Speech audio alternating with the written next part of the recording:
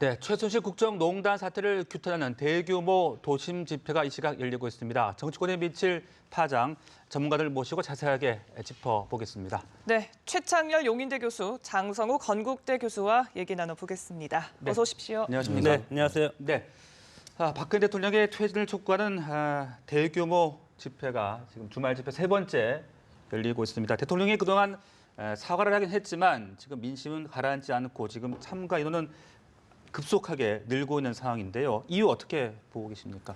대통령이 두 번에 걸쳐서 사과를 했습니다. 첫 번째 사과는 연설문에 대해서 최순실 씨와 이거에 대해서 일정 부분 상의했다. 그것은 대국민 사과를 하고, 두 번째 사과는 대국민 담화를 통해서 발표를 했는데, 여기에서는 검찰 조사하고 특검까지 수용하겠다고 했습니다. 그리고 나서 야당이 대화에 응하지 않으니까 국회의장을 찾아가서 야당이 원하는 총리 후보를 추천해주면 대통령이 이것을 임명하겠다. 이런 데까지 왔는데 국민들 입장에서는 아직 눈에 보이는 것이 안 나왔다고 저는 보는 것 같습니다. 네네. 그래서 결과로서는 이것은 이제 사법적인 절차인데, 검찰에서는 지금 뭐 전방위적으로 지금 검찰 수사가 진행되고 있지 않습니까?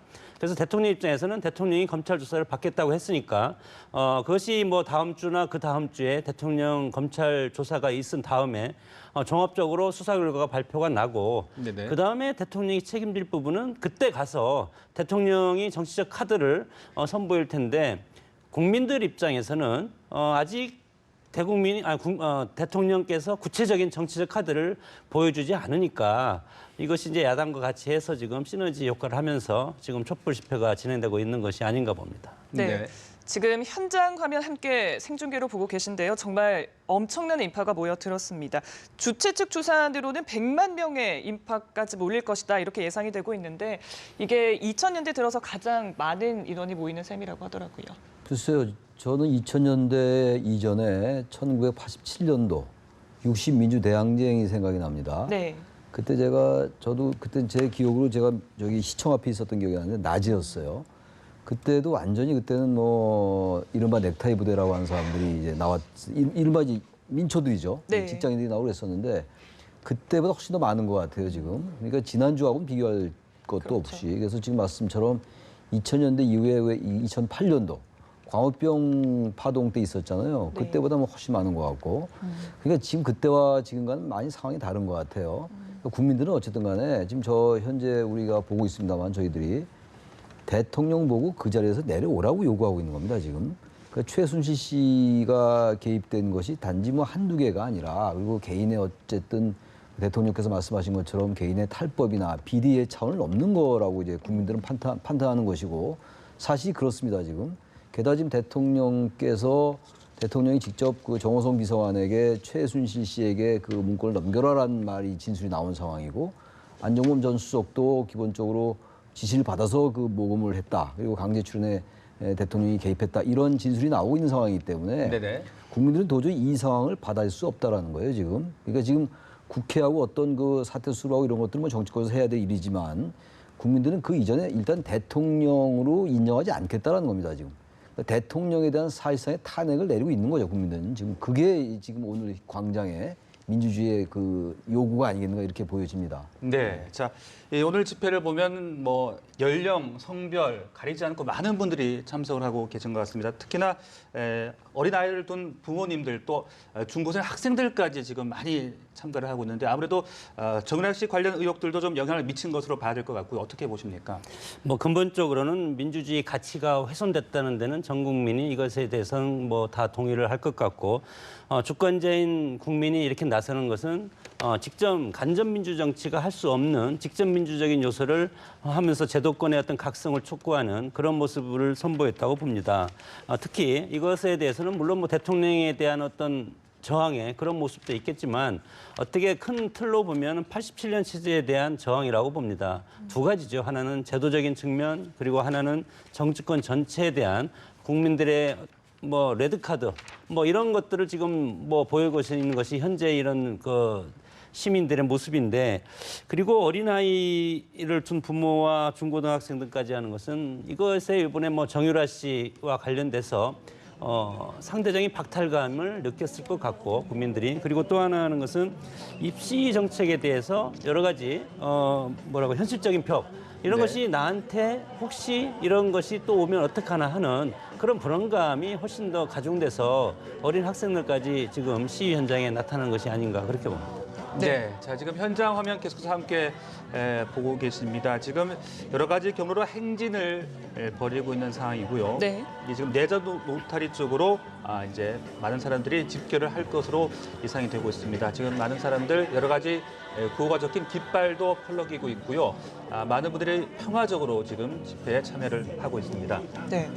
지금 보고 계신 화면이 삼청동으로 올라가는 곳이라고 하고요. 동십자각 앞인데 조금 대치 상황이 좀 격해지고 있다라는 얘기가 들리고 있습니다.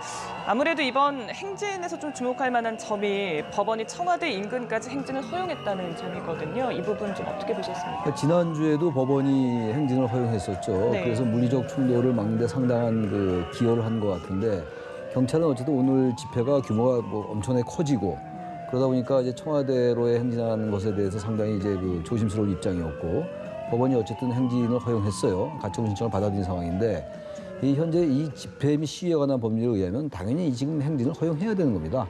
공공기관의 100m, 공공기관 전방 100m까지는 집회를 할 수 있는 것이기 때문에 그건 당연한 것이라고 보고 단지 어쨌든 법원이 상당히 이 국민들의 표현의 자유 쪽에 더 많은 무게중심을 두는 것이 아닌가.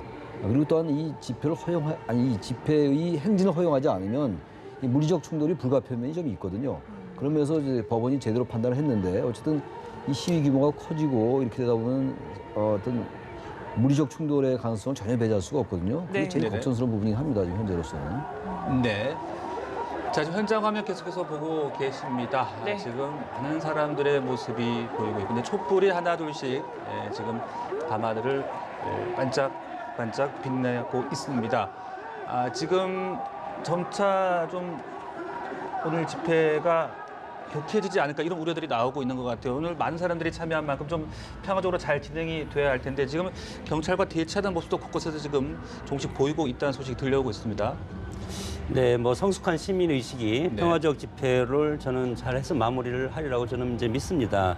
과거에 이런 시위들이 여러 번 있지 않았습니까? 특히 이명박 정권 때 광우병 사태와 지금 현재의 사태 이 두 가지를 이제 비교를 좀 하고 싶은데 이 이명박 정권 때 그 광우병 사태에서 촛불 시위는 민주주의의 어떤 본질적인 측면을 건드린 겁니다. 이 민주주의의 본질적인 측면은 생명, 자유, 재산이죠. 그래서 광우병이라는 이것이 네. 전 국민 누구에게나 해당될 수 있다는 그런 불안감 때문에 전 국민이 이거에 대해서는 훨씬 더 커서 2개월 정도 지금 촛불 시위가 일어나지 않았습니까? 그리고 87년 민주화 운동도 마찬가지로 어떤 자유에 대한 민주화 이런 거에 대해서 국민들이 들고 일어나서 권위주의 정권이 이제 무너지고 그래서 87년 체제가 성립이 됐고 물론 이제 재산권도 마찬가지입니다. 그러나 지금 현재 지금 오늘 촛불 시위는 정치 과정상의 문제입니다. 과정에 있어서 최순실 씨라는 이런 분들에 의한 국정농단이라든가 부패 스캔들이 지금 국민들로 하여금 촛불을 들고 나오게 하는 것이고 그런 차원에서 과거에 이명박 정권 때 촛불 시위랑 지금 촛불 시위랑은 상당히 어떤 성격적으로는 차이는 있다. 그럼에도 불구하고 이런 것들은 주권자가 국민이 제도권에서 하지 못하는 것을 국민들이 나서서 한다는 것은 제도권 정치가 반성해야 된다고 봅니다. 네, 자 오늘 또 집회는 야당 지도부들도 대거 참석을 했습니다. 그동안은 조금 조심스러운 입장을 보였었는데 아마 오늘을 계기로 이제 본격적으로 좀 더 목소리를 내지 않을까 싶거든요. 야권의 움직임 어떻게 보셨습니까? 야권의 입장도 이제 조금씩 변화할 수밖에 없을 것 같아요. 네. 정당이라는 조직이 기본적으로 민심의 흐름을 따라가지 않을 수가 없는 거거든요.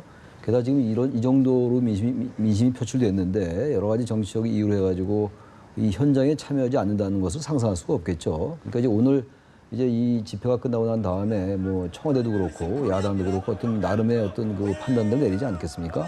근데 지금 이제 야당이 주장하고 있는 것은 요구하고 있는 거는 이제 대통령의 어쨌든 이선 후퇴랄지 그러한 것들이 없다면 퇴진으로 들어가겠다는 거거든요. 지금 현재 국민의당은 퇴진을 당론으로 정한 상태예요. 근데 민주당은 완전하게 지금 당론으로는 정하지 않은 상태긴 합니다만 이 집회 결과 이 상황이 더 이제 국민들의 민심이 완전하게 확인이 되면은 야당으로서도 물론 전국 수습안을 내놓는 것과는 별도로 이제 서서히 퇴진 쪽으로 이렇게 수순을 밟아갈 가능성도 있다고 봅니다. 근데 문제는 네. 청와대가 이제 어떠한 수습책을 내놓느냐 그것이 이제 분수령이 된다고 보여집니다. 네. 그 말씀처럼 정말 오늘 집회가 전국에 분수령이 되지 않을까라는 예측이 나오는데 지금 새누리당 일부 의원들도 이번 집회에 참가한 것으로 알려지고 있습니다. 사실 그동안 새누리당 같은 경우에는 집안 싸움으로 뭐 민심은 뒷전이다 이런 비난을 받았었거든요. 오늘 집회 이후에 여당이 좀 어떤 태도를 보여야 된다고 보십니까? 지금 현재까지 보여준 걸로 봐서는 국민들이 훨씬 더 실망스러운 모습을 지금 보고 있고 내일 이후에도 저는 마찬가지라고 봅니다. 이 구도로 간다면 국민들한테 과거에 노무현 정권 하에서 열린우리당이 유시민 전 장관으로 하여금 패조까지 선언하지 않았습니까? 새누리당도 어차피 대통령과 운명을 같이 해야 된다고 봅니다. 그래서 지금 물론 당 쇄신을 위해서 비대위를 구성하든 뭐를 하든 국민들은 그것이 눈에 들어오겠습니까? 내부적인 갈등, 지난번에 김무성 대표가 대통령의 탈당을 요구하면서 당을 살리겠다 이런 워딩을 국민들한테 발표했는데 지금은 새누리당을 살릴 때가 아닙니다. 지금은 국가적인 위기에서 대통령과 같이 정치적인 책임을 질 자세가 훨씬 더 중요한데 당 내에서 뭐 각자는 당을 살리고 그리고 대통령한테 압박하는 그런 모습이 개혁의 모습으로 하는 것은 착각이다.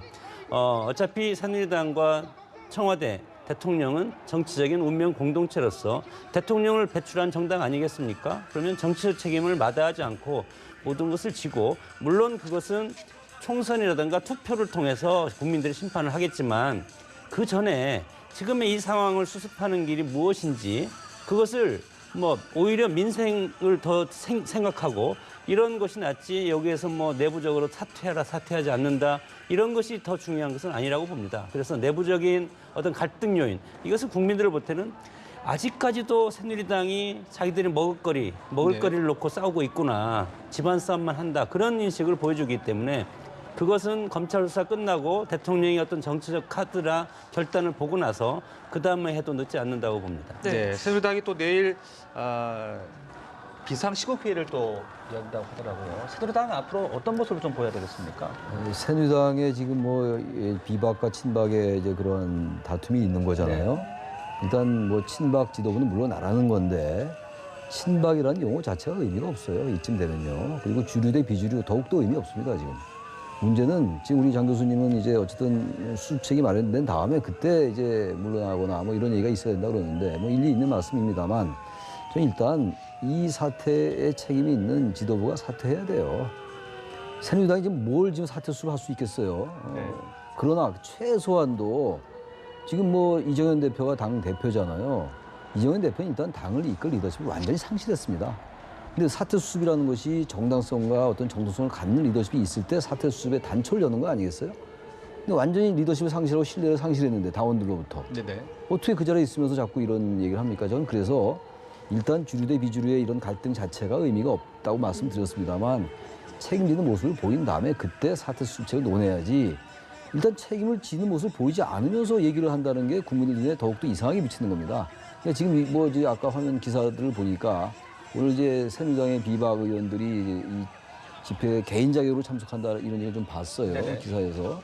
당연히 저는 그래야 된다고 봅니다. 지금 민심이 이렇게 들고 있는데 거기에 여야를 떠나서 말이죠. 주류다 비주류를 떠나서 여기에 참석하는 게 맞는 거죠. 지금 아직도 새누리당의 지도부가 현재의 상황을 대단히 안이하게 인식하고 있고 무엇이 책임지는 자세인지 모른다 이렇게 저는 생각을 합니다. 네. 최 교수님께서는 이제 지도부가 사퇴해야 된다라고 말씀을 해주셨는데 만약에 사퇴가 없다면 오히려 분당이 가속화되지 않을까라는 생각도 사실은 드는데요. 근데 앞서 말씀해 주시기에 수습을 위해서 한 목소리를 내야 된다라고 하셨잖아요. 근데 과연 한 목소리를 낼 수 있을지 사실 의문이 듭니다. 한 목소리를 낼 수 없기 때문에 새누리당은 해체될 가능성이 상당히 많다는 거죠. 그리고 나갈 사람은 나가야 된다고 봅니다. 그러나 나가서 그것이 과거에 몸담았던 새누리당보다 다른 행태를 보일 수가 있는 어떤 그런 인적 자원이 있겠습니까? 저는 정치적 책임을 앉아서 지면서 그다음에 뭐 지금 뭐 사퇴하고 그런 것보다도 일단은 뭐 연말까지는 모든 것이 저는 결정이 된다고 봅니다. 이 전국에 중요한 실마리가 정리가 되면 그때 가서 당을 해체하든지 아니면 재창당을 하든지 당명을 바꾸든지 지도체제를 바꾸든지 이런 식으로 해야지 지금 동시에 이렇게 뭐 하면은 이것도 아니고 저것도 아닌 거 아닙니까? 좀 인내심을 갖고 국민들이 저렇게 요구를 한다고 하지만 그래도 민주주의는 시간이 필요한 겁니다. 아니면 뭐 전체주의라든가 독재라는 것은 힘으로 하기 때문에 해 하면은 이쪽에서 하는데 민주주의라는 것이 중요한 것이 뭐냐면 사람에 의해서 움직여지는 것이 아니고 지금은 혁명 사태는 아니라고 봅니다. 그런 차원에서 절차와 제도에 따라서 헌법 정신에 따라서 모든 것을 해도 시간이 있다고 봅니다. 네. 자, 지금 집회 현장 화면 계속해서 함께 보고 계십니다. 지금 수많은 촛불들이 밤하늘을 밝히고 있는 모습 볼 수가 있고요. 지금 이곳은 광화문 광장 쪽의 모습인 것 같은데요. 지금 네. 아주 많은 시민들이 지금 참가를 해서 집회가 진행이 되고 있습니다. 아마 지금 청와대 쪽으로 또 행진하시는 분들도 계시는 것 같고요. 잠시 후 저녁 7시쯤부터는 또 1,500여 개 시민사회단체가 연대한 박근혜 정권 퇴진 비상국민행동 주최로 또 광화문 광장에서 범국민행동 문화제가 또 열릴 예정으로 전해지고 있습니다. 자, 박근혜 대통령의 지지율은 뭐 지금 5%대에 지금 머물고 있는데요. 국정을 계속해 나가기가 좀 어렵다고 봐야 되지 않겠습니까? 그래서 국정을 주도할 수 있는 에너지는 완전히 소진됐다고 생각을 해야 됩니다. 네. 5%, 5%의 지지율은요. 물론 대통령제라는 것은 그럼에도 불구하고 일정 시간의 임기를 보장하는 거잖아요. 그것이 대통령제의 장점이에요. 어떠한 정치 상황에도 불구하고 임기를 안정적으로 보장함으로써 국정을 이끌고 갈 수 있다는 게 대통령제의 장점인데 지금 그러한 대통령제의 장점이 전혀 지금 발휘될 수 없는 상황입니다. 지금 사실상의 리더십이 완전히 소진되고 신뢰와 권위와 지지가 완전히 봉쇄된 상황이기 때문에 이 상황은 어쨌든 제가 또 말씀드립니다만 야당이나 여당도 물론 정치권도 수반을 내놔야 되겠죠. 뭐 대화도 해야 되고 그러겠습니다만 기본적으로 이 문제의 가장 핵심에는 대통령이 계신다. 대통령이 있다. 그렇기 때문에 대통령이 어떤 형태로든 간에 그것이 결단이 됐든 결자 해지가 됐건 그런 것이 없이는 이 사안은 해결되지 않는다는 거예요. 지금 이게 무슨 뭐 막연하게 87 체제에 대한 불만이다. 87 체제에 대한 불만도 있겠습니다만 그것만으로 이렇게 되는 건 아닌 거죠. 역시 핵심과 본질은 박 대통령이 어떤 결정을 내리느냐에 달려 있다. 그게 저 성남 민심의 현장이다 이렇게 보여집니다. 박 대통령 입장에서는 초헌법적으로는 하지 않겠다는 겁니다. 헌법적인 절차에 따라서 모든 것을 하겠다.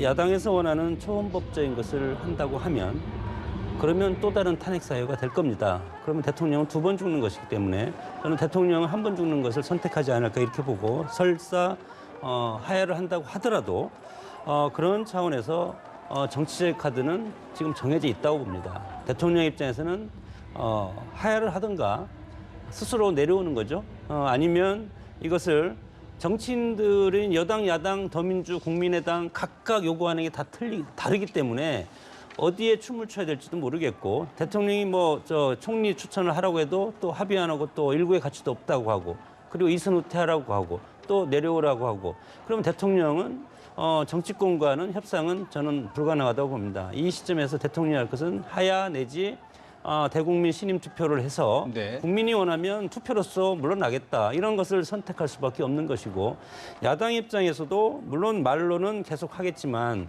말이 계속 쌓이다 보면 국민들이 이것은 초헌법 발상이다. 그러면 민주주의가 배치된다는 그런 인식을 갖기 시작할 때 어제 박주선 국회 부의장께서 대통령의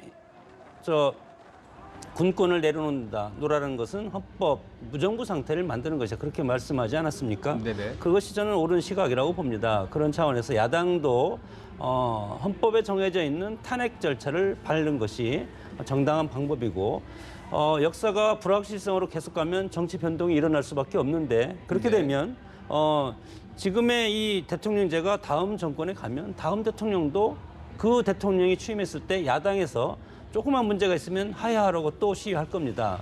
이렇게 되면 우리 한국 정치가 계속 예를 들어서 과거처럼 뭐 쿠데타가 일어난다든가 정치 변동이 일어나든가 대통령이 하야한다든가 이런 것이 계속 반복되면 헌정 질서가 안정적이고 제도화되지 못할 것이다. 그래서 우리가 길게 보고 이것을 처리해야 된다고 봅니다. 아니 저도 이제 하나 그 반론 하나 제기할게요.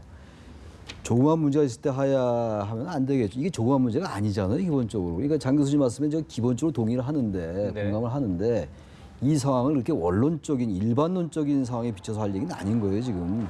이게 어떻게 조그만 문제입니까? 대통령의 측근들이 몇 명이 구속되고 이런 이른바 게이트들은 굉장히 많았잖아요. 김영삼 정부 때도 있었고, 김대중 정부 때도 있었고, 김영삼 대통령 아들도 구속됐고, 김대중 대통령도 아들이 다 구속됐었어요. 그러나 이런 상황은 안 갔잖아요.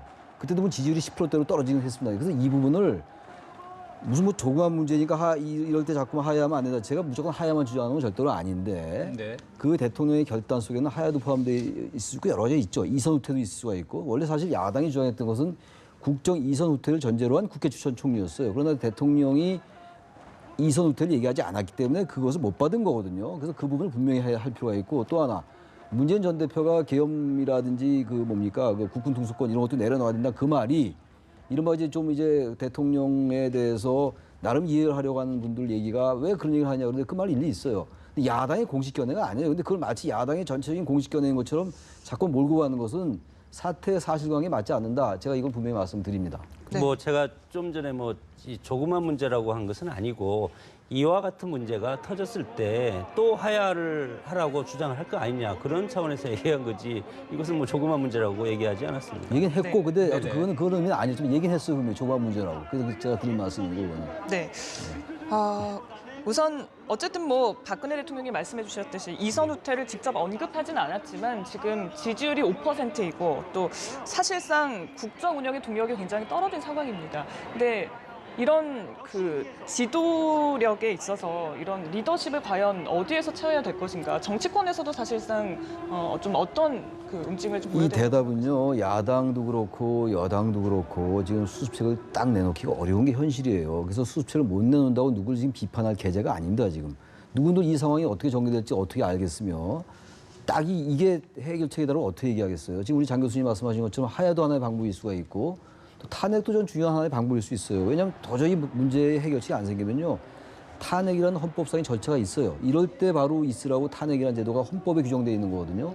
단지 탄핵에 대해서 대단히 부담스럽죠, 야당으로서는. 네네. 그러니까 그 얘기는 가능하면 안 끊을 겁니다, 아마. 근데 그 대신 이 상황이 정말 걷잡을 수 없이 진행된다면은 야당도 탄핵을 조금씩 고려하지 않을까 이렇게 보여져요. 그래서 아무튼 간에 지금 국정 이선 후퇴를 전제로 한 거국 내각 총리를 야당이 주장하고 있는 건데 사실상 이게 이선 후퇴라는 개념도 대단히 애매하고 모호해요, 사실은. 우리 헌법은 대통령이 명을 받아서 국무총리가 행정각부를 통할한다라고 되어 있거든요. 국무총리에게 전권을 준다 하더라도 정치적 약속을 준다고 하더라도요. 네. 역시 헌법을 무시할 수 없는 거 아닙니까? 그렇다 헌법에 나와 있는 대통령의 명을 받아를 어떻게 해석할 것이냐. 지금 대통령께서 얘기한 건 그거 아닙니까? 대통령이 총리에게 실질적인 내각 통할권을 주겠다고 했잖아요. 내각 네네. 통할권이라는 것이 전권 주겠다는 건 다른 얘기예요. 그래서 이 지금 이선 후퇴라든지 통할권 이 문제는 굉장히 해석이 갈리는 문제입니다. 그래서 딱이 이렇게 해야 된다라고 얘기하기 어렵고 그래서 이 주체인 대통령이 뭔가 선언적으로라도 뭔가 얘기를 한 다음에 그때부터 이 상황이 풀려나가지 않을까 이렇게 생각을 하는 거죠. 네. 아니, 헌법이 부여한 대통령의 권력이 엄연히 헌법 조항이 있는데 그러면 대통령이 있는데 그 권력을 다른 사람이 대행하는 것이 헌법적 질서에 뭐 맞는다고 봅니까? 그것은 저는 뭐 그건 절대 그것은 안 된다고 봅니다. 대통령이 어떻게 이선 후퇴해서 가만히 서 있고 군권도 다 내려놓고 그러면 총리가 다 하는데 그러면 총리가 알아서 다 하면 정치적 책임은 나중에 총리가 집니까? 대통령이 집니까? 아니면 야당이 집니까? 정치적인 책임은 야당에서는 안 지겠다는 거 아닙니까? 그러면 거국 내각을 구성해서 하면 총리를 대통령이 요청하면 야당에서는 총리를 그러면 야당이나 의회에서 국회에서 협의해서 총리를 일단 올려줘야 될 거 아닙니까? 그러면 야당이 원하는 거국 내각의 취지로 대통령이 운영을 하겠다는 거 아닙니까 지금? 근데 그것도 싫고 그러면 뭐 일각에서는 하야하라고 그러고 더민주에서는 지금 하야라는 말은 아직 안 하고 있지 않습니까? 뭐 그러나 이제 그 하야와 비슷한 뉘앙스로 지금 추미애 대표는 계속 얘기하고 있고 네. 이렇게 봤을 때 국민이 부여한 준엄한 아니 헌법적인 정신 그리고 대통령의 권력 이것은 양도할 수 없다고 봅니다. 네. 어떻게 양도합니까? 차라리 하야하는 게 낫지. 헌법적 질서, 헌법 정신 내에서 수습이 이루어져야 된다 이런 말씀이셨는데요. 저도 그런 말씀 드린 거 아니에요? 그래서 문제 해결이 어려운 거예요. 대통령과 야당이 만나서 영수회담을 한다고 합시다. 그러면 대통령과 이 지금 야당이 얘기하는 이른바 거국내각 총리가 됐건 책임 총리가 됐건 그 의미는 좀 상당히 다르긴 합니다만 그럼 어디까지 대통령의 권한이고 어디까지 총리의 권한을 이걸 누가 정합니까? 정할 길이 없어요. 지금 우리 장 교수 잘 말씀하신 것처럼 대통령이 명을 받아서 하게끔 그 헌법에 나와 있어요. 86조 2항에. 정확히 나와 있기 때문에 물론 정치적 의미로 정치적 합의를 해서 총리에게 정권 위임할 수 있어요. 아주 과도기고 그야말로 과도내각이라는 측면에서 그리고 비상시국이니까 그럼에도 불구하고 그것이 막상 실행되는 공간에 있어가지고는 상당히 또 충돌이 일어날 수가 있다는 겁니다. 그건 또 다른 혼란을 부를 수가 있다, 사실은. 그래서 사실 굉장히 조심스러운 얘기긴 한데 60일 이내 하야라면 60일 이내 선거를 치르게 돼 있잖아요, 지금 헌법에. 네네. 60일 이내에 치르는 게 대단히 좀 무리하잖아요. 못할 것도 없긴 없죠. 4.19 같은 경우에 4월 19일 날 혁명이 일어나고 4월 27일 날 허정 과도 내각이 수립되고 그다음에 개헌한 다음에 금방 됐어요. 근데 지금 또 그때와는 다르니까 그래서 60일이 너무 무리 같다 그러니까 사실 굉장히 어려운 그럴 가능성은 대단히 낮다고 보는데 대통령이 미리 하야를 하겠다라고 선언을 하고 날짜는 그러나 나중에 발표를 하겠다라고 하면서 기간을 충분히 준다면 왜냐하면 하야를 선언한 그때부터 그 이제 60일이 계산되는 거니까 하야를 할 것이다라는 선언을 한다는 얘기죠. 하야를 선언하는 게 아니라. 그렇게 된다면 조금 이 숨통이 트이지 않을까 하는데 사실 그거는 거의 가능성이 없다라고 보여지는 거죠. 그래서 이래저래 사실은 그렇기 때문에 탄핵 얘기가 조심스럽게 나올 수 있는 상황이다 이렇게 보여진다는 겁니다. 대통령 입장에서는 선택할 카드가 없습니다, 지금. 뭐 어떤 대국민 사과의 뉘앙스를 보면 모든 것을 다 내려놓은 그런 표정이고 그런 모습이고 그런 의미인데 그러나 헌법적인 질서를 유지하면서 대통령이 더 이상 내려놓을 것은 저는 없다고 봅니다. 그럼 여기에서 이제 문제가 있는데 그러면 이것이 이 혼란이 어디까지 갈 것이냐. 그러면 정치권 전체가 국민들로부터 질타를 받지 않겠습니까? 그래서 타협과 무슨 이것은 뭐 어떤 타협할 여지는 없겠지만 그러나 일단 사법적인 질서를 한번 보고 대통령의 정치적 카드를 지켜볼 수밖에 없지 않겠냐. 그리고 지금 일단은 책임 총리 형식으로 총리를 일단은 임명을 해줘야지 일단은 국정이 돌아가지 않겠습니까? 지금 내정된 총리 있고 현직 총리 있고 국회에서 또 추천해달라는 총리가 지금 대기하고 있고 이것이 나라가 뭐 지금 제도권이 어떤 민주화된 우리 제도적인 민주화가 정착된 이런 민주화가 공고화된 이런 우리 나라에서 이런 상황으로 초헌법적인 그런 어떤 모습이 지속되는 것은 옳지 않다고 봅니다. 네, 지금 저희가 화면을 통해서 청와대 인근 율곡로라든지 광화문 광장에서 벌어지고 있는 집회 현장 계속해서 중계를 해드리고 있고, 네. 지금 참가 인원이 경찰은 22만 명으로 지금 추정을 하고 있고요. 주최 측에서는 85만 명에 달하는 것으로 지금 보고 있다 이런 소식까지 막 전해지고 있습니다. 저희가 네. 집회 관련 사항들은 앞으로 계속해서 뉴스에서 전해드리겠습니다. 두 분과의 말씀은 여기까지 듣겠습니다. 말씀 네. 잘 들었습니다. 고맙습니다.